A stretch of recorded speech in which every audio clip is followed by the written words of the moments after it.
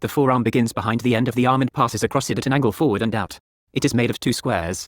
The upper half of the forearm is a block whose broad side is forward, its narrow edge sideways. The lower half, smaller than the upper, has its narrow edge forward, and its broad side facing out, with the hand-held thumb up. These blocks are joined by wedges and wedging movements, and to the straight lines are wedded the curved lines of the contour of the muscles. The deltoid is itself a wedge, whose apex sinks into the outer groove of the arm halfway down.